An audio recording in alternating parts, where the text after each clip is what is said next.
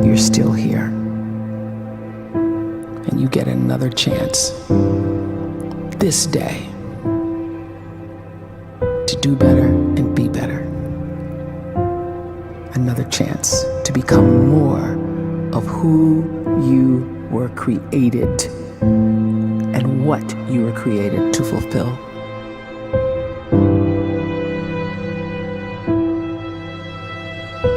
Everyone in the world is capable of living outside the role or beyond the roles that they place themselves in, no matter what it is. You're not just a dad, you're not just a banker, you're not just a brother or a son or a convict. It doesn't matter. Like, everyone is bigger, much bigger, infinitely bigger than the roles they place themselves in, and is capable of reaching potential greater than anything they could imagine.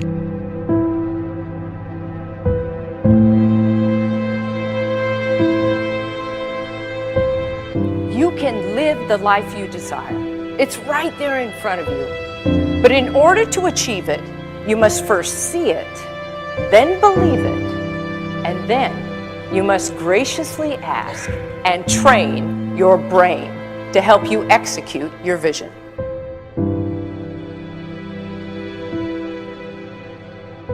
So when you start to focus and you delete distraction from your life, and you start to get seriously invested in doing one thing staggeringly well, and you practice that one thing over and over, a term to think about is mundanity. You do one simple, seemingly insignificant thing every day around your main skill, and it's very mundane, but small daily improvements over time lead to world-class results. Well, here's what happens in your brain. You start to isolate a single neurocircuit around that skill, and that starts to trigger a certain type of brain cell called an oligodendrocyte, which then releases myelin. Myelin is a fatty tissue that starts to wrap around that single neurocircuit related to that main skill you've been practicing. And when myelin starts to wrap around the brain circuit, what happens is you have accelerated learning times, you can see more quickly, heightened perception, and you'll learn more quickly. And that is really the quote-unquote secret of the great producers. It's not a result of some natural gift, but their daily practice, their relentlessness and their grit, their work ethic, and their singular focus and sacrifice. The scripture says we will eat the fruit of our words. You are planting seeds when you talk. At some point, you're going to eat that fruit. My challenge is make sure you're planting the right kind of seeds. If you want apples, you have to sow apple seeds. If you want oranges, you can't plant cactus seeds, poison ivy seeds, mushroom seeds. You're going to reap fruit from the exact seeds that you've been sowing. In other words, you can't talk negative and expect to live a positive life. You can't talk defeat and expect to have victory. You can't talk lack, not enough, can't afford it, never get ahead, and expect to have abundance. If you have a poor mouth, you're going to have a poor life. If you don't like what you're seeing, start sowing some different seeds.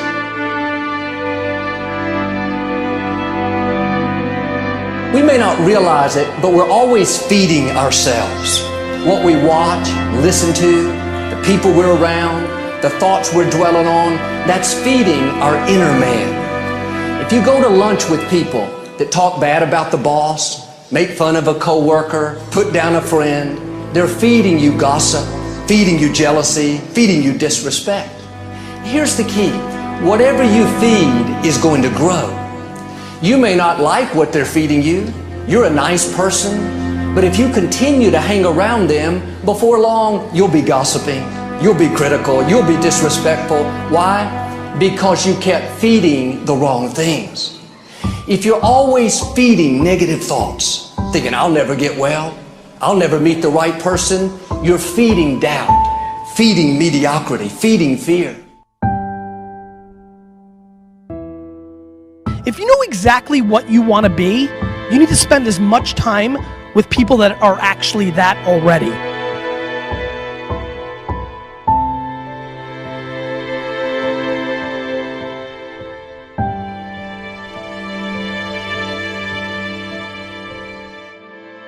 cannot let a fear of failure or a fear of comparison or a fear of judgment stop you from doing what's going to make you great. You cannot succeed without this risk of failure. You cannot have a voice without the risk of criticism. And you cannot love without the risk of loss. You must go out and you must take these risks.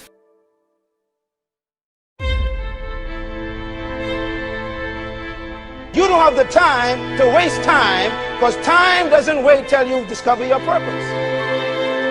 If you don't know why you was born, time is still moving.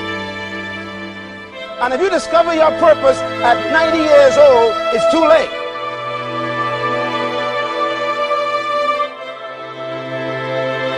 You don't know how young you are. What if you die in 2 years? You're pretty old right now. You got 2 years left. And if you're 50 years old and you're feeling discouraged, well, remember the advice about planting a tree. When's the best time to plant a tree? 20 years ago or today? So if you're 50 and you feel like life left you behind, well, get started right now. Better late than never. Better late than never. Don't think about time and age so much. It gets people distracted. When the whole world's distracted, you be focused.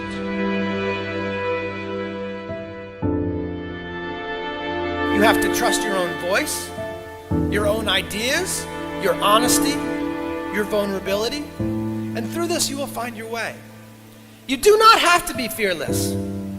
Just don't let fear stop you. Live like this as best you can, and I guarantee you will look back on a life well lived.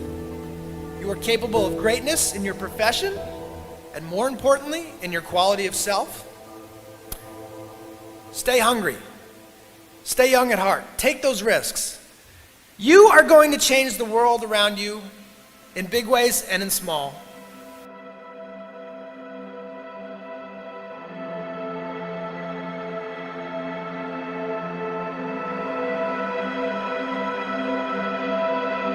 But see, anybody, if you want to, can go searching for a good plan, pick it, and start working it. And sure enough, as the time passes, as it surely will 5 years from now, 10 years from now, then you'll be winding up wearing what you want to wear, driving what you want to drive, living where you want to live, become what you want to become. But now's the time to fix the next 10 years.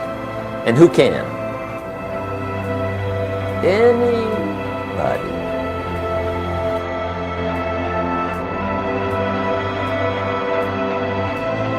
You were created to give life and make a difference with your gift somewhere.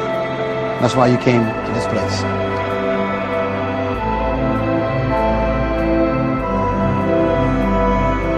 You want to improve? You want to get better?